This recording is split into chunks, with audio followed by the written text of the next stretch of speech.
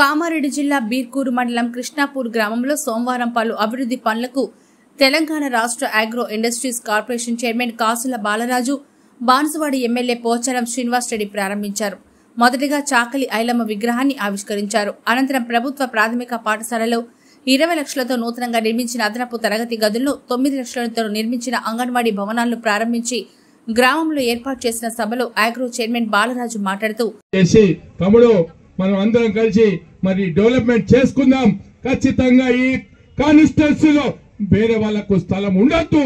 ఖచ్చితంగా లోకలే మరి నాన్ లోకలే టూరిస్టులు ఎంతో మంది వస్తారు పోతారు, కానీ ఇక్కడ స్థానికంగా ఉండేవారు సస్తే మనం ఇక్కడనే పాతి పెడతారు, ఇక్కడనే కాలుస్తారు.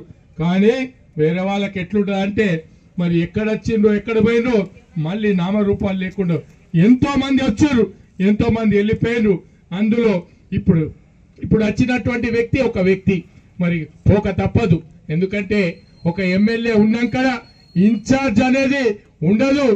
ఏదో మందిని కప్పిపుచ్చడానికి కోసమే మాట్లాడుతున్నారు. కానీ మేము ఎక్కడ ఏ కాన్స్టిట్యున్సీలో చూసినా ఒక్క ఎమ్మెల్యే లేకుండా కాంటాక్ట్ చేసిన వ్యక్తి ఇన్ఛార్జ్ గా ఉంటారు. అంటే సీనన్న రాకముందు ఇన్ఛార్జ్ అంటే మేము కూడా సరే కానీ మరి కాంటాక్ట్ చేసింది కాబట్టి అంతకుముందు నేను కాంటాక్ట్ చేసినా మరి నేను ఇన్ఛార్జ్ ఉన్నా మరి మొన్నటి దాకా ఉండే. కానీ ఇప్పుడు సీనన్న కాంగ్రెస్ పార్టీలో రావడంతో ముఖ్యమంత్రి గారు ఒకటే చెప్పారు, ఎవరు ఉండరు, ఖచ్చితంగా మరి ఎవరైతే ఇప్పుడు ఎమ్మెల్యేగా ఉన్నారో వాళ్ళే ఇక్కడ ఇన్ఛార్జ్ గా ఉంటారు.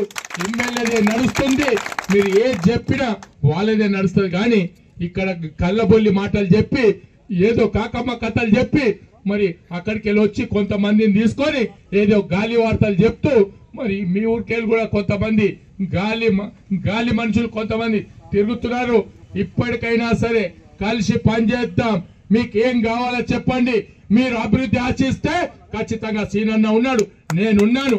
ఖచ్చితంగా సీఎం గారి దగ్గర పోయి ఏ ఫండ్స్ అన్న తీసుకురావడానికి సిద్ధంగా ఉన్నాం.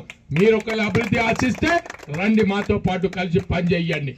బాన్సువాడ ఎమ్మెల్యే పోచారం శ్రీనివాస్ రెడ్డి మాట్లాడుతూ, విప్లవ నాయకురాలు, పోరాట పటిమ గల మహిళ,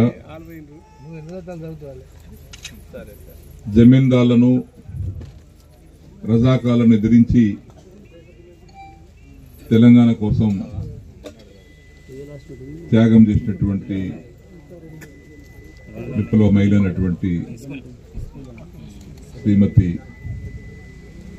చాకలి ఐలమ్మ గారి విగ్రహ ఆవిష్కరణ శుభ సందర్భంలో చాకలి ఐలమ్మ విగ్రహ ఆవిష్కరణ శుభాకాంక్షలు కూడా.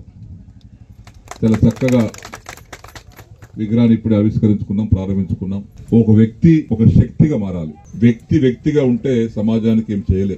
వ్యక్తులు అనుకునేవారు శక్తిగా మారితేనే ప్రజలకు ఉపయోగపడతారు. అలాంటి శక్తిగా మారినటువంటి వ్యక్తులలో తెలంగాణ కోసం పోరాటం చేసినటువంటి మహిళ చాకలి ఐలమ్మ.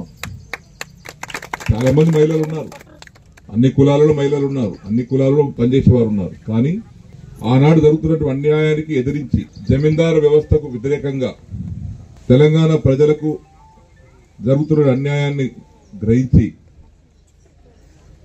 ఒక పేద కుటుంబంలో పుట్టినటువంటి మహిళ పోరాటం చేసి స్వర్గస్థులైనారు. ఆమె 90 ఏళ్లు బతికింది. 1895లో జన్మించింది, 1985లో చనిపోయింది. అంటే సుమారు 90 సంవత్సరాలు తన జీవితాన్ని పోరాటం వైపు నడిపించింది. భర్త నరసింహుడు, ఆయన భర్త పేరు. పుట్టింది వరంగల్ జిల్లా, ఒకప్పటి వరంగల్ జిల్లా, ఇప్పుడు ఉన్నటువంటి సమీక్ష జిల్లాలో వరంగల్ జిల్లా. చనిపోయింది కూడా వరంగల్ జిల్లాలోనే, పాలకుర్తిలో. విప్లవం ఎవరు చేస్తారు? అన్యాయాన్ని ఎవరు ఎదిరిస్తారు? ధైర్యం ఉన్న వారు ఎదిరిస్తారు. అది మగవారు కావచ్చు, ఆడవారు కావచ్చు, ఎవరైనా కావచ్చు. ఒకసారి అన్యాయం జరుగుతుందంటే అన్యాయం అని చెప్పేటువంటి ధైర్యం ఉన్నటువంటి వాళ్ళే కష్టం. కానీ ఇద్దరు ఒక్క దగ్గర ఉండి పనిచేసిన తర్వాత ఏదైనా సాధించగలుగుతాం తప్పనిసరిగా.